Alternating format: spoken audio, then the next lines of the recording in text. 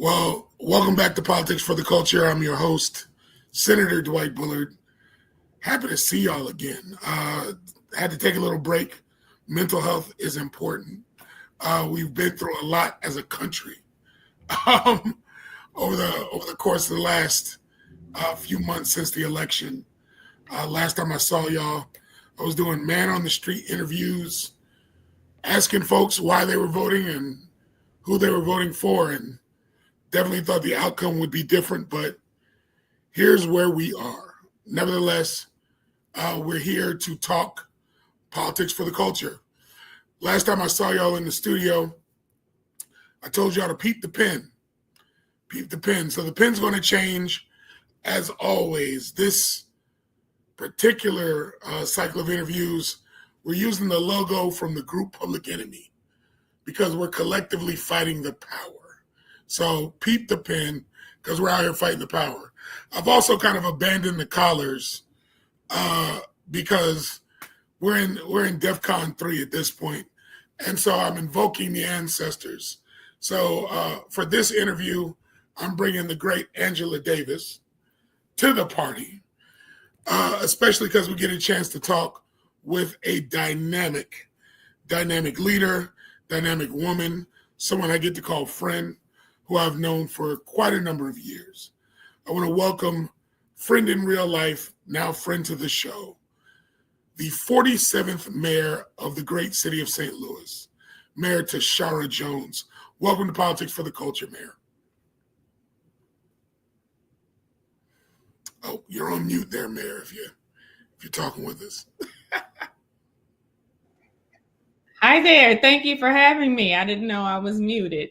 No worries. Thank you for being here. So, Mayor Jones, wanted to make sure folks have a context to why we're having this discussion. I think it's safe to say that both of us voted for, I think we can say it openly, loudly, proudly. I'm sure we said it then, but both of us voted for former Vice President Kamala Harris as to be the next president of the United States. I think it's also safe to say many of the folks who voted for the other person are suffering a little buyer's remorse at this point, to say the least. But wanted to really kind of bring you on because I think it's important to really, take several bites at the apple around why it feels as though Black women are A, underappreciated, as we know, but B, not being fully appreciated for their depth of knowledge, their leadership in so many ways. And of course, to add further context, we know that you, of course, served as the 47th mayor. And, I'm going to say, unfortunately, the people of St. Louis lost out on your continued leadership in a second term. But I think that also gives you a little bit of freedom to talk about why that is. So really, let's start there. What is it, in your opinion, about Black women in leadership that the country still is having a hard time rectifying? Yeah. So again, thank you for having me, Dwight. It's so good to see you. I would start with a statement that I made just about last week that is starting to ruffle some feathers, that this country, our states, our cities, they want Black women's votes, but they don't want our leadership. And in St. Louis in particular, a Black mayor has never been reelected. I am the third Black mayor for the city of St. Louis. And in St. Louis, we have never reelected a Black mayor. And in this most recent election, we saw a microcosm of what's happening on the national level, the politics of fear and misinformation. And that's exactly what happened during my race. And also, tons of money poured into those misinformation campaigns. You got AI generated commercials and images, which also happened to me. And, I would say that I summarize it like this. My fault is that I care too much about racial equity and poverty and not enough about potholes and trash. And my opponent won and ran on a platform of going back to basics, which we also see is a microcosm of what happened on the national level of Make America Great Again. So, and we see it all across the country as well, as we see the number of Black women mayors drastically dwindling. We saw it in San Francisco with London Breed, in Baton Rouge, Louisiana, with Sharon Weston Broome, now my race. And we have very few Black women mayors left running major cities. Well, you kind of touched on it, and I guess it makes me think about, the mayor of Los Angeles, Karen Bass. Mm-hmm. Anyone who knows her story, similar to yours, longtime Los Angelino, longtime member of Congress. Her heart was where she was from, similar to your love for St. Louis. Right. It almost felt like as soon as she became mayor, the criticism came out, like the knives come out, almost after the oath of office. Right. And we oftentimes hear that, white men get to fail up, get to fail forward, right? Yeah. To your point around a Black mayor never being reelected, in St. Louis, it feels as though when you think of high-profile mayors like a Michael Bloomberg or Rudy Giuliani, they could do whatever they want to do. They can stop and frisk. They can, they can abuse power. They can make people feel less than. And people kind of look at that as, well, they're exercising their power. It's what we elected. We're looking for this quote unquote strong man. Mm-hmm. But to your point, you empathize. Here it is. You're concerned about the sometimes difficult history of your city, right? So why is that? Especially when it comes to voters, right? What is your analysis on what it is? And I guess I want to put it in the context of the history of Black women in this country, right? Meaning that we've taken care of people's children, we've cooked people's food, we've been, historical caretakers to society writ large, but it doesn't seem to translate into elected leadership in these executive positions, right? Kind of explicitly. Love to hear your thoughts on that. So a good friend of mine who also just lost his reelection, Mayor Chokwe Antar Lumumba, once told me that, and it's true, that being a Black mayor is a balancing act between white fear and Black expectations. As soon as a Black elected official hits an office that they have never been in before, in particular in the executive branch, we saw this with President Barack Obama, for example. There are our people, and to no fault of our own, have increased expectations for that Black elected official to cure, to rectify all of the issues that Black Americans have faced in this country in a short amount of time. So in St. Louis, for example, half of our city has been neglected for over 70 years, North St. Louis. And I ran on and tried to put resources into North St. Louis to build it back up. But in every meeting I went to, there was frustration expressed, and rightly so, because they have been ignored and neglected for decades. And when someone comes in saying, I want to help fix this, then that expectation is raised for that person to fix it almost immediately. There is no way that it is virtually impossible to fix 70 years worth of benign neglect and intentional neglect from previous administrations in 4 years. And so their patience runs thin. And I get it, because I live here too.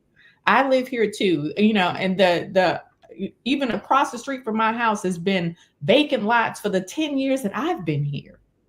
So I get it. However, those increased expectations also it deals with their lack of patience, to see any progress, and the little bit of progress that they do see isn't enough. And on the flip side of that, it's white fear.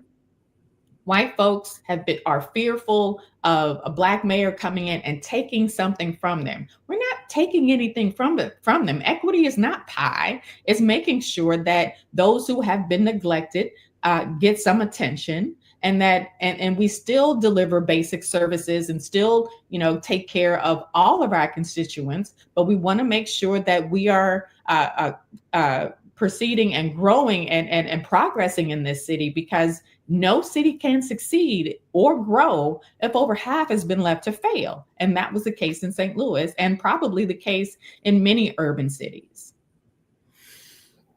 Totally understand that. So, just to give our viewers kind of context, because a lot of people, so I'm a former history teacher, so I get a bit nerdy about history. But oftentimes people make this wrong assumption or assertion that Black elected officials and Black elected leadership has just been around in perpetuity. And I just want to ground folks in the idea that the first Black woman in Congress isn't until 1968, right? First Right. Black woman from the South isn't until 1972. And the first Black woman mayor doesn't show up on the scene until the 1980s, period, right? So this notion of Black women mayors somehow having always been around, or, getting quote unquote their fair shot is historical inaccuracy that I need folks to understand, Black, white, and everything in between. But I also want to kind of ask you to kind of touch on this kind of modern day example of listen to Black women, right? Like we hear the kind of cliche term, Black women are getting right. You kind of alluded to this in your early commentary that they want our votes. So Black women have historically been the backbone of the modern Democratic Party, right? And therefore have been a bellwether for where to take the country and what direction that the country needs to be pulled into. Because oftentimes the person that Black women are voting for, whether it be in the primary or the general, is oftentimes the person who probably wants to operate in the best interest of the country or the city, right, or wherever Black women are voting. So I guess my question in the midst of that is, why should people stop hashtagging trust Black women and actually begin the process of trusting the direction that Black women are trying to take these states, cities, and the country as a whole? I think that people need to stop that hashtag and actually start living it, because Black women bring all of their experiences to the table. We are mothers, we are caregivers, we are the primary bread owners in the home most times. We are taking care of, we're sandwiched between generations. We're taking care of our parents and our children all at the same time.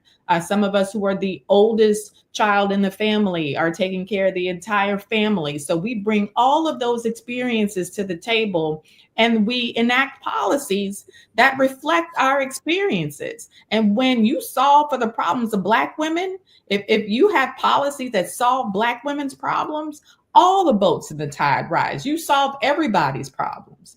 And that's what I tried to do as mayor, address the brick and mortar issues, the economic development, the infrastructure issues, but our economic development policies were equitable. We wanted to make sure that if the city is giving tax breaks to developers for building new apartment complexes, then a percentage of those are going to be for workforce or affordable housing, because that janitor, that maintenance person, that nurse, that CNA also wants to live closer to work or closer to the hospital or closer to whatever that facility that they're building is close to. One of the things that I was proud to do as mayor with ARPA funds was I set up a fund for non-custodial fathers who were behind on their child support, which kept them out of the workforce, and making sure that they can pay up their back child support. So the state isn't taking 50% or more of their check and disincentivizing them to work. So and then that also helps heal that family unit. Those parents may never get back together, but that mother has what she needs to take care of the child. The dad has what he needs to take care of himself. And then everybody is a little less stressed. So it's policies like that Black women bring to the table because of our experiences that solve the problems for everybody. And those are the policies that, as Barack Obama used to say, that lift all boats in the tide. I love it. And again, just a gentle reminder to the city of St. Louis, you missed out on all this exceptional leadership for a second term. Nevertheless, so blessed to have you downloading probably thoughts that have been top of mind for you for quite some time. Yeah.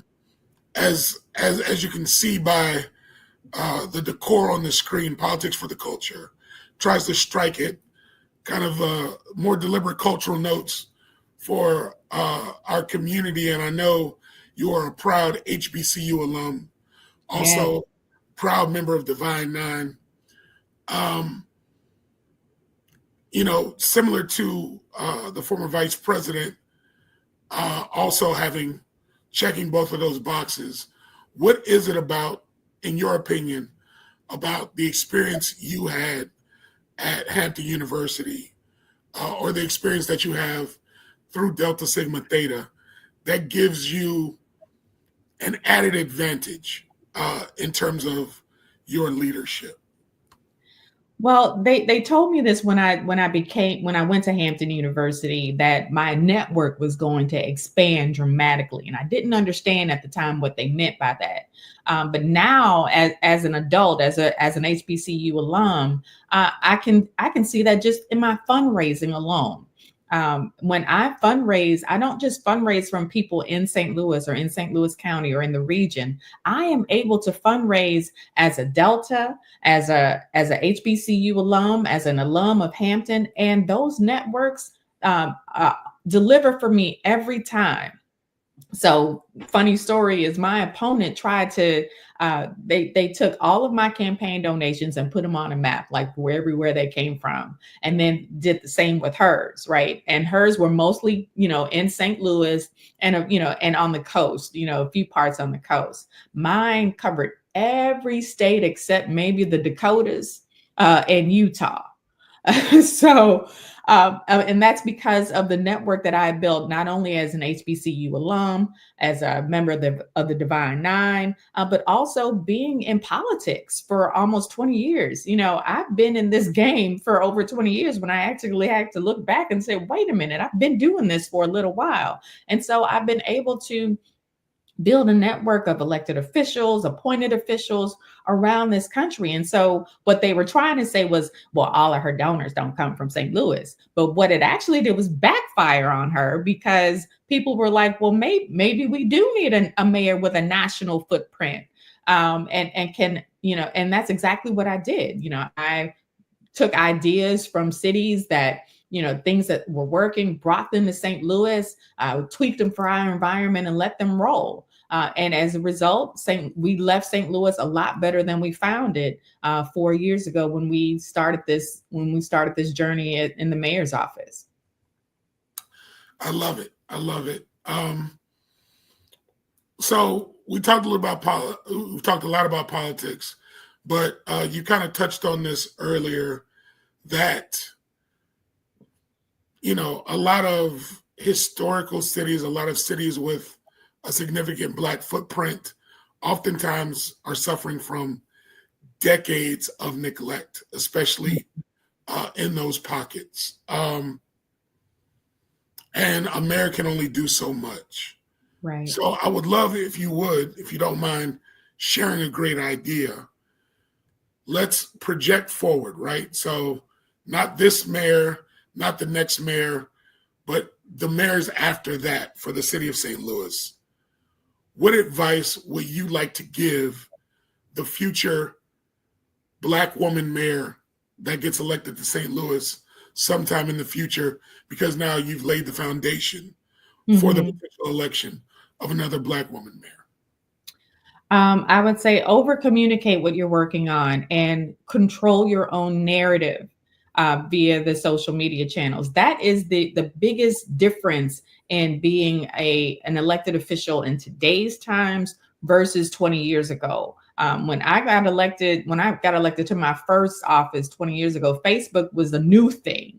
And now Facebook and social media and other channels really control how people get information. And so you want to be out there first. You want to be the one to break the story, not rely on major media outlets to break the story, because oftentimes they get it wrong and they don't tell the truth, and they don't give all the details. So you want to be the one to put together your comms team to be breaking news all the time with everything that you're working on, because a lot of times, and this is no fault to my wonderful, wonderful staff, we inherited a lot of dysfunctional systems, processes. And so we just got to work, because that's another thing about a Black woman. If it hits her desk or if it hits her, she's going to want to fix it.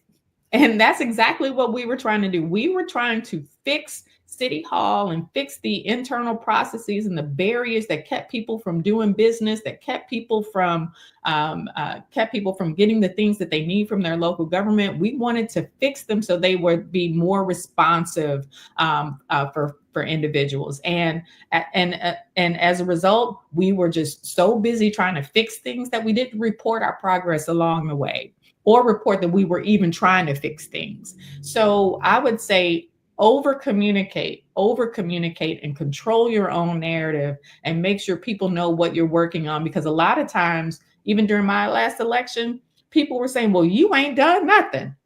And I'm like, wait a minute, or you haven't invested in North St. Louis. And I'm like, excuse me? And I used to take around these maps, right, that showed all of the investment in North St. Louis, and they still didn't believe me because it wasn't on their block or it wasn't next door to them. So you got to over communicate what you're doing, where you're doing it, and how, and what's the timeline in order for people, and control that narrative in order for people to know exactly what you're working on.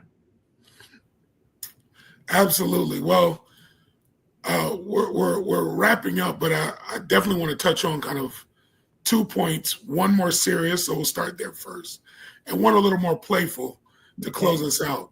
So, a lot of your municipal work, as both treasurer and then mayor, comes in the unfortunate wake of the murder of Mike Brown, right? Can you touch a little bit on, like, if or how, Ferguson, the murder of Mike Brown, kind of reshaped your city, reshaped your work, and kind of like became kind of embedded in for lack of a better term, embedded in kind of like your vision for the city of St. Louis? Yes. So just last year in 2024, we acknowledged the 10-year time that has passed since the murder of Mike Brown. And I was there with his dad and his stepmother and his family to acknowledge that. One of the things that came out of that report, out of that incident, or out of that reckoning, was a report called the Ferguson Commission report, and there's now an entire organization dedicated to implementing all 189 recommendations that came out of that report. But these things have been going on in the St. Louis area for years, and the murder of Mike Brown just brought them all to the surface. Our municipal court system and how it was a debtor's prison, how Black people were being policed and over policed in some areas, and all that murder did was bring all of that to the forefront. And yes, it absolutely influenced how the policies that I champion as mayor, as treasurer, because these were things that had been brought to the surface that had been bubbling underneath the surface for a long time. It was just an eruption. So I started to concentrate more on poverty issues and making sure that people had access to living wage jobs. I increased the minimum wage to $15 an hour as treasurer. Was one of the first local elected officials in the region to do that. I made sure that the staff that worked for me were full-time and had benefits so they can take care of themselves and take care of their families. So, these were things that people think are simple, but these are things that have been happening under the surface for a long time because no one talked about it and no one brought these things to the surface. I also started educational savings accounts for children in public schools as a result of that, because that was also a recommendation. The Office of Financial Empowerment that I started was also a recommendation. And then when I became mayor, I continued that work by hiring a chief from outside of the city and our entire city's history, and was able to bring gun violence and homicides down by over 40% in just 4 years. Any other mayor of any other color, that would, they would be, hoisting me on their shoulders and celebrating me from the rooftops. However, because I'm of a different hue, I don't get credit for any of the work that we did in public safety and really transforming public safety and offering alternative methods of response. Behavioral health professionals paired with officers, a non-police response of behavioral health professionals, period, so we don't have bad outcomes when police respond to a lot of things that they are not even trained to respond to. So yes, absolutely. The Ferguson Commission report was, and that whole the whole Mike Brown incident, the murder of Mike Brown, definitely shaped our policies and my politics going forward. Well, I appreciate that, and I know that was a difficult time for the city and the region, but I always want to end on a culturally positive note. So let's take it back to the campus, Hampton University. You're a girl from St. Louis, now being inundated with all this hip hop flavor and swagger, right?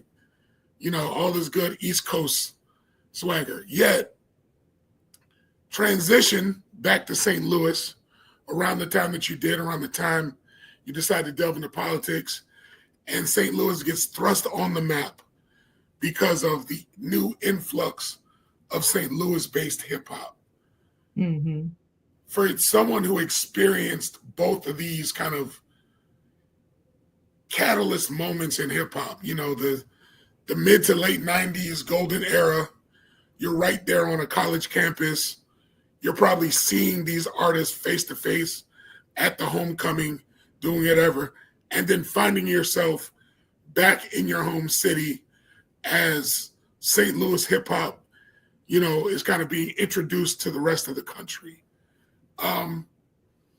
Just would love your kind of like thoughts on kind of being able to experience kind of those critical moments in hip hop history right at the forefront. Yes. So I love East Coast hip hop. I love, Biggie Smalls is my jam. You can catch me rapping to Biggie, several times a week, and then coming home and watching the explosion in the early 2000s of St. Louis-based artists like Nelly and Chingy and Jaquan was really it was really heartening for me, because I'm like, yeah, St. Louis is on the map, and our hip hop is a little different than the rest of the city, or the rest of the country. So I look at them as apples and oranges, right? We can't choose, just like we can't choose one coast, like whether you're not like East Coast or West Coast, because I like both. St. Louis is its own unique sort of mix when it comes to hip hop. We like a little sing-songy sometimes as we're delivering lyrics. If you've heard any of the artists that I talk about, and have actually been able to meet them as mayor, the Lunatics, love the Lunatics, and was able to actually give them a key to the city before I ended my term, because they put St. Louis on the map. And Chingy has his own day, he has a proclamation also in the city, and been able to develop really good friendships with our artists here. And just, also put a pin there. St. Louis's art scene is one of the most underrated things in the country. If you have an opportunity, look at our music festivals. You can catch live music in St. Louis 300 out of 365 days a year. And a lot of that is free. So, if you have an opportunity, look at our music festivals and come on and spend the summer with us. It's the best time of the year to be in St. Louis. Well, I can definitely co-sign as a visitor to St. Louis. Look forward to my next swing through, getting a chance to hang out with you if possible, because you were a little busy the last couple of times I was there. Being the mayor, so I totally respect and appreciate that. Thank you, Mayor Jones, for being on Politics for the Culture, for your wisdom, your leadership, and more importantly, we know your story still has several more chapters to go. So I look forward to whatever that next chapter is. But thank you again, and look forward to talking with you offline in real life.